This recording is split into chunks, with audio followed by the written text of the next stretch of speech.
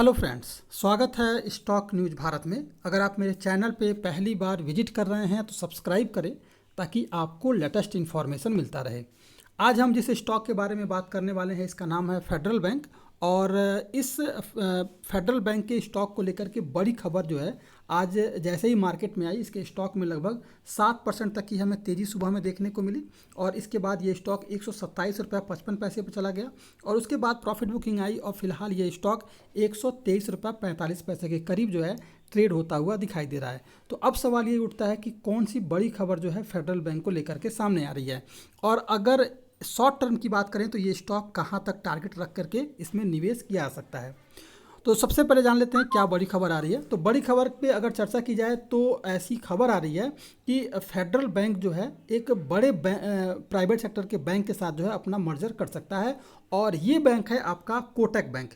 तो कोटक बैंक के साथ जो है फेडरल बैंक के अधिकारियों की और कोटक बैंक के अधिकारियों की दोनों की मीटिंग हुई है, और इस मीटिंग के तहत जो है फेडरल बैंक जो है वो कोटक बैंक के साथ जो है अपना मर्जर कर सकता है। और जैसे ही ये खबर मार्केट में आई, इसके स्टॉक में जो है आज हमें तेज़ी देखने को मिला है। लेकिन अगर इस बारे में बात की जाए तो फिलहाल जब मर्जर की बात कोटक बैंक के किसी अधिकारी से की गई कि क्या फेडरल बैंक का मर्जर हो रहा है, तो कोटक बैंक के अधिकारी ने इस पर जो है पूरी तरह से डिनाई कर दिया। कहा कि फिलहाल कोटक बैंक ऐसी जो भी अफवाहें चल रही हैं वो पूरी तरह से अफवाह है, कोई इसमें सच्चाई नहीं है।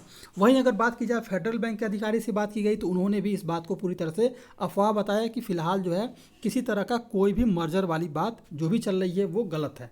तो एक तरह से दोनों तरफ से अगर देखा जाए तो फिलहाल इस खबर का खंडन किया गया है और मर्जर वाली बात को गलत बताया है। लेकिन अब जान लेते हैं कि शॉर्ट टर्म में ये स्टॉक कहाँ तक जाता हुआ दिखाई दे सकता है। तो सबसे पहले आपको बता दूं कि 149 रुपये के टारगेट, 149 से 150-55 रुपये के टारगेट के लिए इस स्टॉक में निवेश किया जा सकता है। अब सवाल आता है कि किन कारणों से इसके स्टॉक में हमें तेज़ी देखने को मिलेगी। तो अगर देखा जाए तो पिछले 12 वर्षों में फेडरल बैंक जो है अपनी शाखाओं का लगातार विस्तार कर रहा है, और फाइनेंशियल ईयर 2010 से लेकर के 2011 में जो है बैंक की जो है 60% जो शाखाएं थी वो केवल केरल में थी। लेकिन अब जो है केरल में केवल 46% ही शाखाएं रह गई हैं, और अन्य राज्यों में यानी कि देश के जितने भी राज्य हैं वहाँ जो है फेडरल बैंक जो है अपनी शाखाओं का लगातार जो है विस्तार कर रहा है। इसके अलावा इस कंपनी का जो है जो फाइनेंशियल जो एक तरह से देखा जाए तो वित्तीय प्रदर्शन जो है वो काफ़ी लगातार जो है सुधार हो रहा है।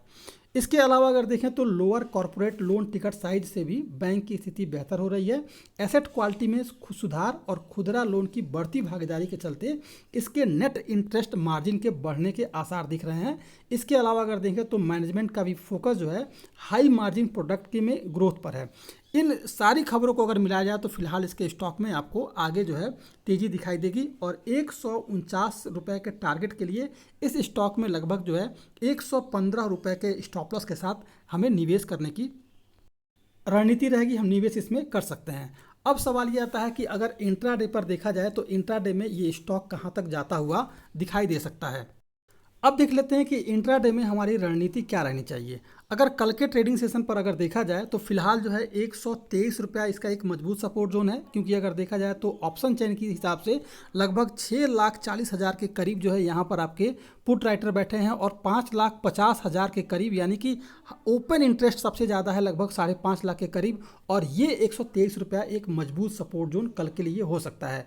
ऊपर के लेवल की बात करें तो फिलहाल अगर कल के ट्रेडिंग सेशन में अगर इस स्टॉक ने अगर देखा जाए तो 124 रुपये को अगर ब्रेक कर देता है तो फिर ये स्टॉक आसानी से जो है 126 रुपये की तरफ बढ़ता हुआ आसानी से दिखाई दे सकता है।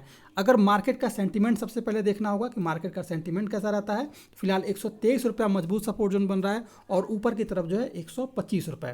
तो ये है आपका फेडरल बैंक। अगर आप मेरे चैनल पर पहली बार विजिट कर रहे हैं तो सब्सक्राइब करें ताकि ऐसे ही आपको लेटेस्ट इन्फॉर्मेशन मिलता रहे।